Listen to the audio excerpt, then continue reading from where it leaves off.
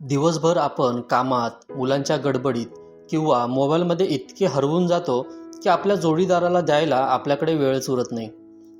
मग हळूहळू नात्यात तोच-तोचपणा येतो आणि ओढ कमी व्हायला लागते.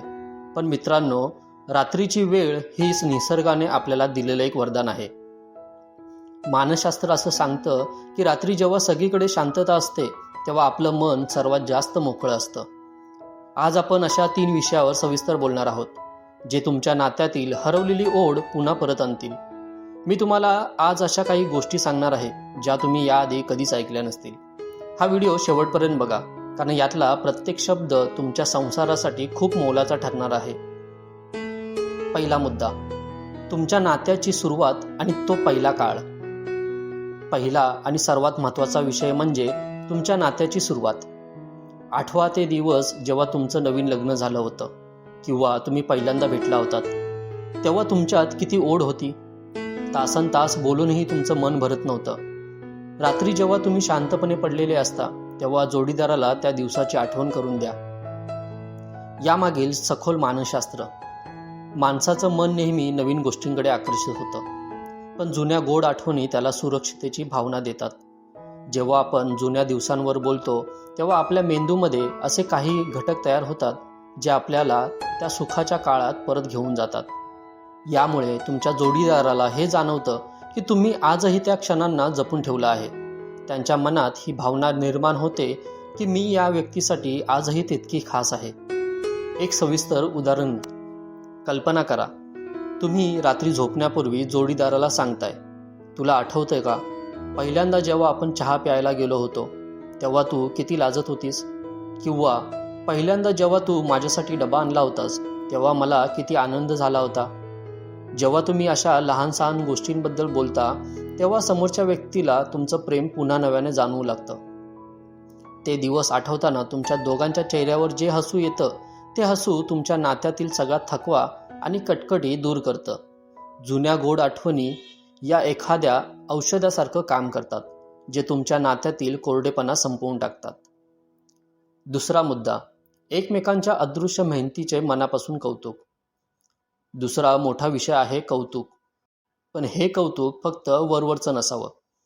दिवसभरात तुमची पत्नी घरासाठी जे काही करते किंवा तुमचा पती घरासाठी जे कष्ट करतो त्याकडे आपण अनेकदा दुर्लक्ष करतो. रात्रीच्या वेळी या अदृश्य मेहनतीबद्दल बोला. यामागील सखोल मानसशास्त्र. प्रत्येक माणसाला असं वाटत असतं की मी जे काही करतोय ते कोणाला तरी दिसतंय आणि त्याची कोणाला तरी किंमत आहे. याला मानसशास्त्रात मान्यता म्हणतात. जेव्हा आपल्याला आपल्या जोडीदाराकडून ही मान्यता मिळते तेव्हा आपण त्याच्याकडे अधिक आकर्षित होतो.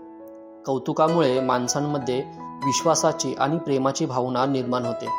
ज्या घरात कौतुक असतं तिथून नकारात्मकता आपोआप पळून जाते. एक सविस्तर प्रसंग. स्त्री घरासाठी सकाळी लवकर उठून राबते, सर्वांच्या आवडीनिवडी जपते, पण अनेकदा कोणी तिला धन्यवाद सुद्धा म्हणत नाही. रात्री जेव्हा तुम्ही तिला म्हणता, आज तू मुलांचा अभ्यास ज्या पद्धतीने घेतलास ना ते बघून मला खूप बरं वाटलं, किंवा तू आज घरातलं सगळं बघून घेतेस म्हणून मी बाहेर निर्धास्तपणे काम करू शकतो, हे ऐकल्यावर त्या स्त्रीला जो आनंद होतो तो जगातील कोणत्याही दागिन्यापेक्षा मोठा असतो. तसेच पुरुषांच्या बाबतीत जेव्हा पत्नी म्हणते, तुम्ही आमच्यासाठी जेवढे कष्ट घेता त्याचा मला खूप अभिमान वाटतो, तेव्हा त्या पुरुषाला आपली पत्नी जगातील सर्वात सुंदर व्यक्ती वाटू लागते. कौतुक हे केवळ शब्दांनी नसावं, तर तुमच्या डोळ्यातून आणि स्पर्शातून ते जाणवलं पाहिजे. जेव्हा तुम्ही एकमेकांच्या कष्टाची जाणीव ठेवता तेव्हा तुमच्यातील नातं फक्त शारीरिक न राहता ते आत्मिक बनतं. यामुळे तुमच्यातील ओढ नैसर्गिकरित्या वाढते. मित्रांनो, आपण 2 खूप खोलवरचे मुद्दे पाहिले, पण आता तिसरा मुद्दा जो मी तुम्हाला सांगणार आहे तो नात्यातील सर्वात मोठा पाया आहे. जर तुम्ही या तिसऱ्या विषयावर बोलायला शिकलात तर तुमच्या नात्यात कधीच दुरावा येणार नाही. चला तर मग बघूया तो तिसरा सर्वात महत्त्वाचा विषय कोणता आहे. तिसरा मुद्दा, एकमेकांच्या मनातील भीती आणि स्वप्नांबद्दल संवाद. तिसरा आणि सर्वात महत्त्वाचा विषय म्हणजे भीती आणि स्वप्ने. आपण बाहेरच्या लोकांशी हसून बोलतो, पण आपल्या मनात काही भीती असते किंवा काही स्वप्ने असतात जे आपण कोणाला सांगत नाही. रात्रीची वेळ ही अशा गोष्टी बाहेर काढण्यासाठी सर्वात उत्तम असते. यामागील सखोल मानसशास्त्र. जेव्हा दोन माणसं आपली भीती एकमेकांसमोर मांडतात तेव्हा त्यांच्यात एक प्रकारची सुरक्षतेची भिंत तयार होते. जो माणूस आपली कमजोरी कोणासमोर तरी उघड करतो त्याचा त्या व्यक्तीवर सर्वात जास्त विश्वास असतो. याला भावनिक जवळीक म्हणतात. जेव्हा तुम्ही जोडीदाराला सांगता की मला या गोष्टीची भीती वाटते किंवा माझं हे स्वप्न आहे, तेव्हा तुम्ही तुमच्या आयुष्याचा ताबा त्यांच्या हातात देता. यामुळे नात्यात एक वेगळाच जिव्हाळा निर्माण होतो. एक सविस्तर उदाहरण. कधीतरी जोडीदाराला विचारून बघा, तुला आयुष्यात कशाची सर्वात जास्त भीती वाटते, किंवा अशी कोणती गोष्ट आहे जी तुला करायची होती पण तू कधी करू शकली नाहीस. जेव्हा जोडीदार आपलं मन मोकळं करतो तेव्हा फक्त शांतपणे ऐकून घ्या. त्यांना सांगा की मी तुझ्यासोबत आहे.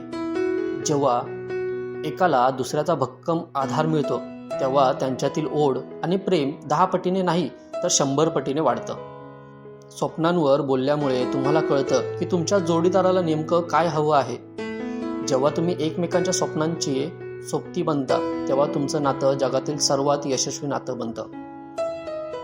तर मित्रांनो, हे होते 3 महत्त्वाचे विषय. आज रात्री जेव्हा तुम्ही झोपायला जाल तेव्हा मोबाईल बाजूला ठेवा आणि यापैकी एका तरी विषयावर किमान 15 मिनिटे जोडीदाराशी बोला. तुम्हाला स्वतःला तुमच्या नात्यात झालेला बदल जाणवेल. नातं हे एखाद्या झाडासारखं असतं.